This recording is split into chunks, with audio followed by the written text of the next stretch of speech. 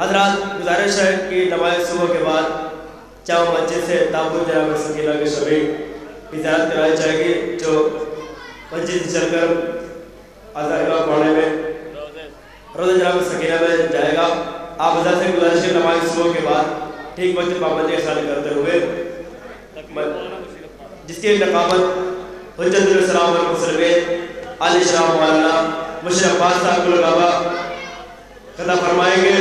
نماز صبح کے بعد تابوت جناب سکینہ سلام اللہ علیہ کے شبیہ جو جامع مسجد سے نکل کر روزہ جناب سکینہ میں جائے گی، لہذا حضرات گزارش ہے کہ نماز صبح کے بعد فوراً تشریف لائیں تاکہ جلوس آغاز کیا جائے۔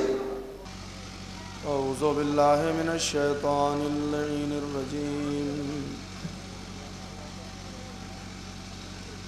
بسم اللہ الرحمن الرحیم، الحمدللہ رب العالمین،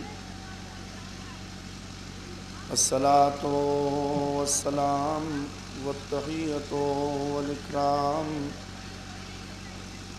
علی البشیر النذیر السراج المنیر الملقب بطہ و یاسین حبیب الہ العالمین وعلى آلہ الطیبین الاطہرین الانجبین ولعنۃ اللہ علی اعدائہم مجمعین من الآن الى قیام یوم الدین، اما بعد فقد قال اللہ الحکیم فی کتابہ الکریم، بسم اللہ الرحمن الرحیم،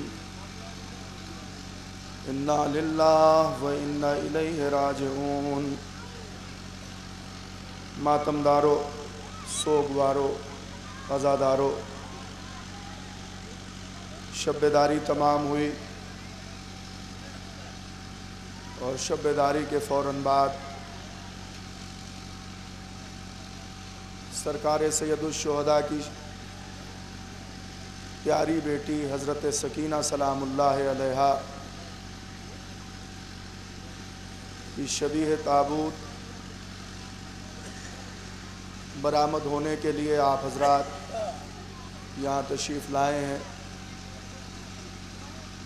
خاک نشینوں، سوگواروں، عزاداروں، خصوصاً میری مائیں بہنیں جن کے آغوش میں چھوٹے بچے ہیں، میں ان کو مخاطب کر کے صرف 2-3 فقرے کہنا چاہتا ہوں۔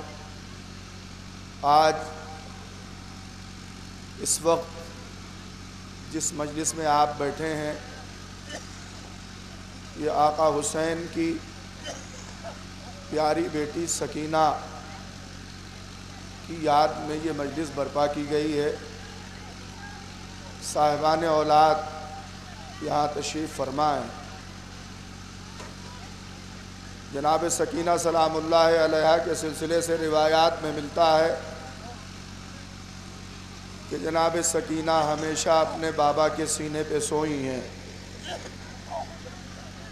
اور ہمیشہ امام حسین علیہ السلام اپنی اس پیاری بیٹی کو اپنے سینے پہ سلاتے تھے۔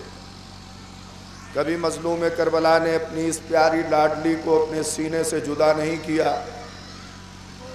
آپ اندازہ کریں جس نے 4 برس تک اپنے بابا کے سینے پر سو کے زندگی گزاری ہو، جب اسے اونٹ کی ننگی پشت سے جکڑ کے باندھ دیا گیا تو اس بچی پر کیا گزری ہوگی۔ آپ کو معلوم ہے کہ شہزادی سکینہ 28 رجب کو اپنے بابا کے ہمراہ سفر کرتی ہیں اور مکہ معظمہ پہنچتی ہیں۔ مکہ معظمہ سے بھی جب 8 ذی الحجہ کو امام حسین علیہ السلام نے کربلا کا رخ کیا تو یہ بچی بھی اپنے بابا کے ساتھ رہی۔ 2 محرم کو امام حسین علیہ السلام والد کربلا ہوئے تو شہزادی سکینہ بھی عرض کربلا پہ وارد ہوئیں۔ 7 محرم سے جس طرح سے سب پیاسے تھے، اسی طرح سے یہ حسین کی شہزادی سکینہ بھی پیاسی تھی۔ جزاک اللہ خیر الجزا۔ آپ کی اطلاع کے لیے یہ عرض کر دوں کہ یہ مجلس صرف آنسو بہانے کے لیے ہے اور یہ آپ کے جلوس کی ابتدا ہے۔ آنسو بہا لیجئے، خصوصاً میں بانیان جلوس اور اہل موضع سے گزارش کروں گا کہ یہ ابتدائے جلوس ہے، اس میں آنسو بہا کے ضرور اٹھیں اور شہزادی فاطمہ زہرا کو پرسا دیں۔ 10 محرم کو جب پنجتن کا خاتمہ ہوا تو جس طرح سے ہر لاش پہ تمام بیوی روئی، یہ ننھی سی شہزادی سکینہ بھی ہر لاش پہ ماتم کرتی رہی۔ آپ نے دیکھا ہوگا اگر کسی گھر سے نوجوان کا جنازہ نکلے اور اس پہ رونے کے لیے کم سن بہن ہو تو عجیب قیامت کا منظر ہوتا ہے۔ عزاداران مظلوم امام، 2 فقروں میں آپ کو بتانا چاہ رہا ہوں۔ جب امام حسین علیہ السلام جناب علی اکبر کا جنازہ لے کے خیمے میں آئے ہیں تو راوی کہتا ہے پچھاڑے کھا کے سکینہ زمین پہ گری اور بے قرار ہو کے رونے لگی۔ مظلوم کربلا آگے بڑھے، سکینہ کو خاک سے اٹھایا، اے میرے لال صبر کرو۔ تو جو اس کمسن بچی نے کہا ہے اگر آپ اسے سن لیں گے تو کلیجہ پھٹ جائے گا۔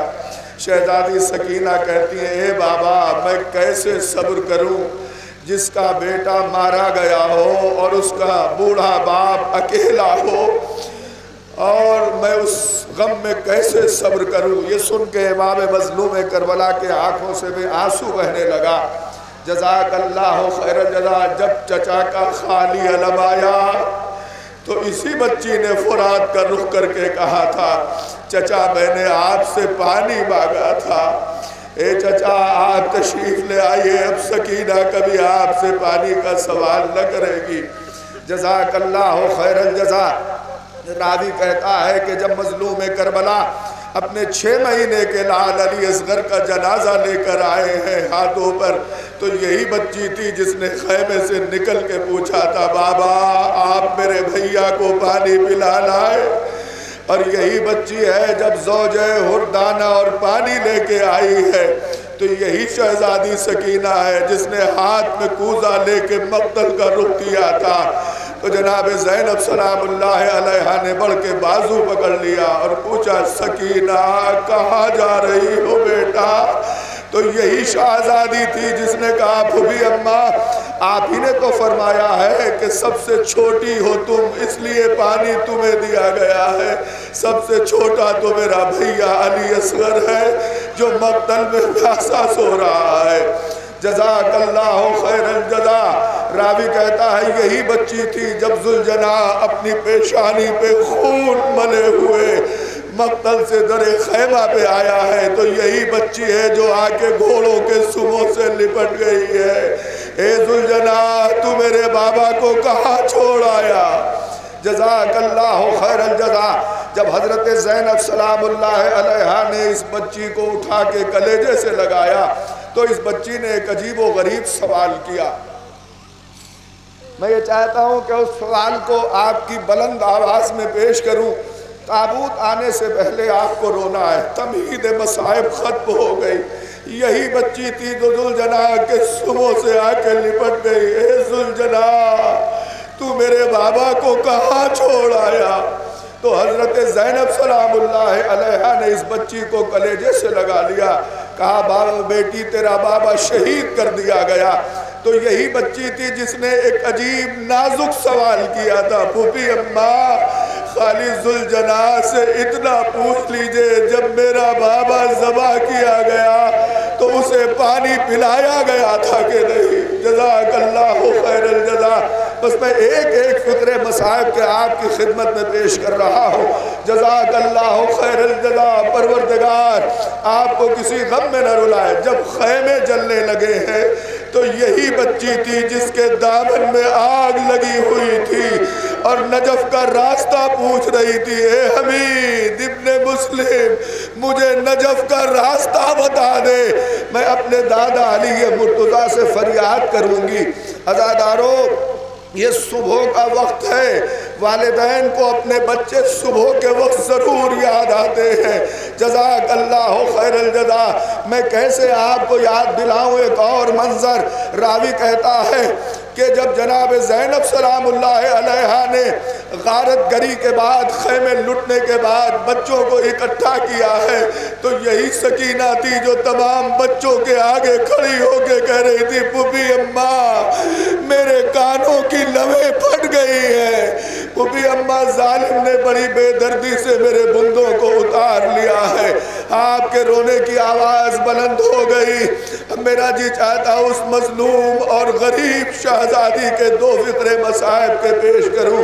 یہی شہزادی سکینہ ہے۔ جب 11 محرم کو تمام بیویوں نے خود کو ناکے سے گرایا ہے تو یہ ننھی سی شہزادی بھی اونٹ کے بلند قامتی سے خود کو گرا دیتی ہے اور آواز دیتی ہے بابا ہم اسیر ہو کے جا رہے ہیں، جزاک اللہ۔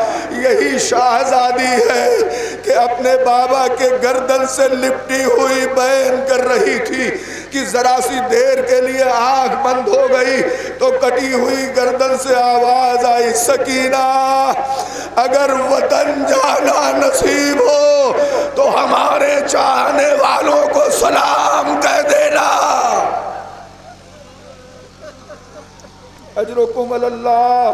اے سکینہ اگر وطن جانا نصیب ہو تو ہمارے چاہنے والوں کو سلام کہہ دینا، اور کہہ دینا جب کبھی ٹھنڈا پانی پیے تو ہماری پیاس کو یاد کر لیں۔ اس بچی نے بابا کا لاشا چھوڑ دیا، پھوپھی اماں سے لپٹ گئی، فرمایا پھوپھی اماں ابھی ابھی مجھے نیند آ گئی۔ بابا نے فرمایا سکینہ اگر وطن جانا نصیب ہو، سمجھے آپ اب میں نے راستے کی تمام مصیبتوں کو چھوڑ دیا۔ اے سکینہ اگر وطن جانا نصیب ہو، یہی مظلوم اور غریب بچی ہے جسے وطن جانا نصیب نہ ہوا۔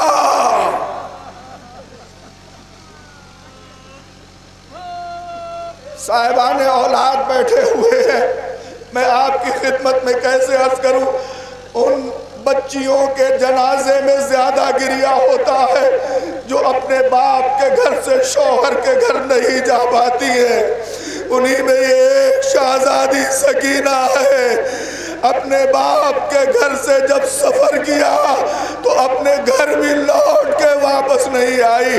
آپ محسوس کریں گے تو روئیں گے۔ شہزادی زینب نے رہائی کے بعد کلیجہ تھام لیا ہے، اے سکینہ ہم تو وطن جا رہے ہیں بیٹا، مگر تیرے دل میں سب سے زیادہ وطن جانے کی تمنا تھی۔ اے لاڈلی سکینہ کیا وطن نہیں چلو گی؟ میں بہت جلدی مصائب تمام کر رہا ہوں۔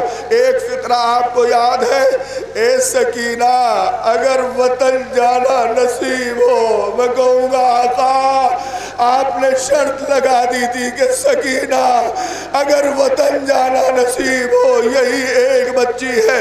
ایک فقرہ اور سن لے عزادارو، انشاءاللہ روئیں گے۔ قید خانے میں بنی ہاشم کے کسی فرد کا یہ پہلا جنازہ ہے۔ تاریخ بنی ہاشم میں اب تک کسی کو قید خانے میں شہادت نہیں ملی، یہ پہلی بچی ہے بنی ہاشم سے، حسین کی غریب شہزادی سکینہ جس کی شہادت قید خانہ شام میں ہوئی ہے۔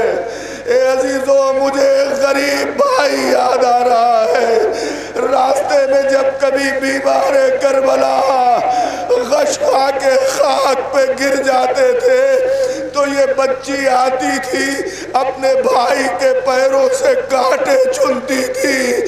آج جب سکینہ دنیا سے رخصت ہوئی تو سید سجاد آگے بیٹھ گئے، اے بہن سکینہ اب بھائی کی تیمارداری کون کرے گا؟ بس عزادارو 2-3 منٹ سے زیادہ مصائب نہیں پڑھوں گا۔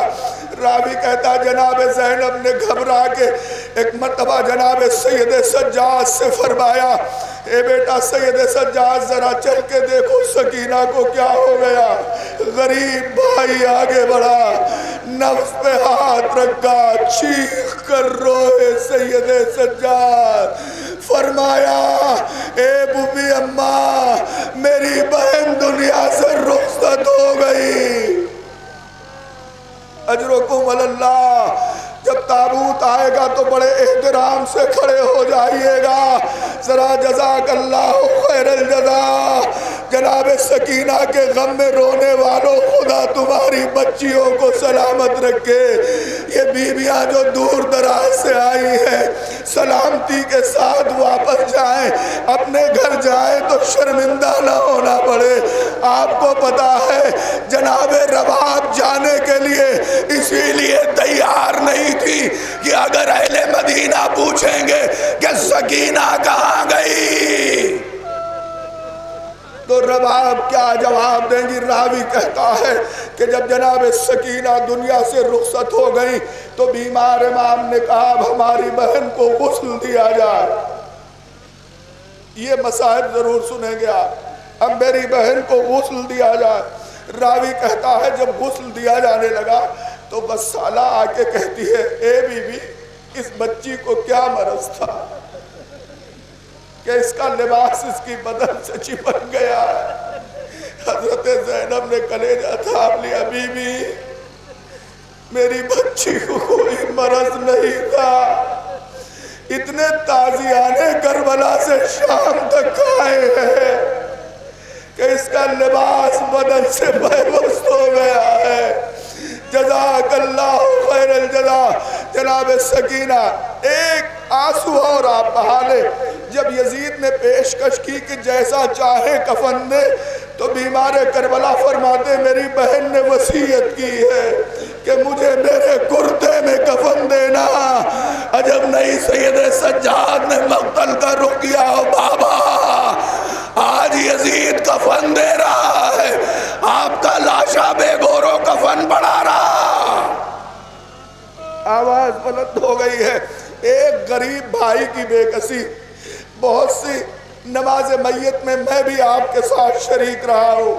अगर लोग कम होते हैं तो लोगों का दिल भर आता है कि देखिए मरहूम के जनाजे में कितने कम लोग हैं। मैं आपसे सवाल करता हूँ, बस एक बात बताइएगा, अब तक आपने अपनी जिंदगी में कोई ऐसा जनाजा देखा है जिसका उठाने वाला अकेला हो? जज़ाकल्लाहु खैरल जज़ा। बस मैंने मजलिस को समाप्त कर दिया। जनाजा तैयार हुआ। एक गरीब भाई अपनी जगह से उठा, फूफी के करीब गया। फूफी अम्मा अब तक मैंने करबला से शाम तक आपसे कुछ नहीं कहा, मेरी गुजारिश कबूल कर लीजिए। ए फूफी अम्मा बस इतना एहसान कीजिए। कितना गरीब भाई है दादारो, अगर आपने महसूस कर लिया तो रोते रहेंगे।